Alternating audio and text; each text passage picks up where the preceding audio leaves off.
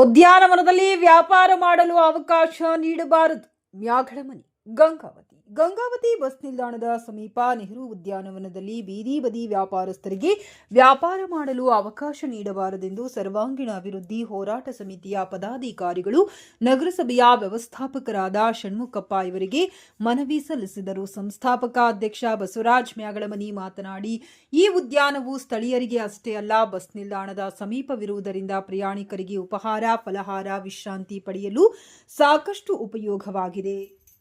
ಜಿಲ್ಲೆಯಲ್ಲಿ ಅಷ್ಟೇ ಅಲ್ಲ, ನೆರೆಹೊರೆ ಜಿಲ್ಲೆಯಲ್ಲಿಯೂ ಬಸ್ ನಿಲ್ದಾಣದ ಸಮೀಪದಲ್ಲಿ ಉದ್ಯಾನವನ ಇರುವುದಿಲ್ಲ. ಹೀಗಿರುವಾಗ ಈ ಉದ್ಯಾನವನದಲ್ಲಿ ಬೀದಿ ಬದಿ ವ್ಯಾಪಾರಿಗಳಿಗೆ ಅವಕಾಶ ನೀಡುತ್ತಿರುವುದು ತಿಳಿದು ಬಂದಿದೆ. ಬೀದಿ ಬದಿ ವ್ಯಾಪಾರಿಗಳಿಗೆ ಬೇರೆ ಕಡೆ ವ್ಯವಸ್ಥೆ ಮಾಡಬೇಕು, ಅದು ನಗರಸಭೆಯ ಜವಾಬ್ದಾರಿಯಾಗಿದೆ.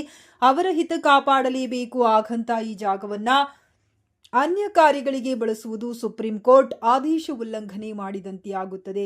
ಗಂಗಾವತಿಯ ಸಮದ್ ಸಾಬ್ ಲೇಔಟ್ನ ಉದ್ಯಾನವನ ಜಾಗದಲ್ಲಿ ಅನೇಕ ವರ್ಷಗಳಿಂದ ಗುಡಿಸಲು ಹಾಕಿ ವಾಸ ಮಾಡುತ್ತಿದ್ದ ದಲಿತ, ಹಿಂದುಳಿದ, ಅಲ್ಪಸಂಖ್ಯಾತ ಬಡ ಕುಟುಂಬಗಳನ್ನು ಸುಪ್ರೀಂ ಕೋರ್ಟ್ ಆದೇಶದ ಪ್ರಕಾರ ಅಂದಿನ ಜಿಲ್ಲಾಧಿಕಾರಿಗಳು ತೆರವುಗೊಳಿಸಿರುತ್ತಾರೆ. ಅದೇ ರೀತಿ ಈಗ ನಡೆಯುವ ನೆಹರು ಉದ್ಯಾನವನದಲ್ಲಿನ ಕಾಮಗಾರಿಯನ್ನು ಕೂಡಲೇ ಸ್ಥಗಿತಗೊಳಿಸಿ ಸುಪ್ರೀಂ ಕೋರ್ಟ್ ಆದೇಶ ಪಾಲಿಸಬೇಕು. ಇಲ್ಲದೆ ಹೋದರೆ ಕಾನೂನು ಹೋರಾಟ ಮಾಡಲಾಗುವುದೆಂದು ಮ್ಯಾಗಳಮನಿ ಎಚ್ಚರಿಸಿದರು. ಈ ಸಂದರ್ಭದಲ್ಲಿ ರಾಮಣ್ಣ, ರುದ್ರಾಕ್ಷಿ, ಪಂಪಾಪತಿ, ಕುರಿ, ಬೋಗಿ, ಶಾನಿಗುಂದಿ, ಸೋಮು ಮತ್ತಿತರರು ಉಪಸ್ಥಿತರಿದ್ದರು.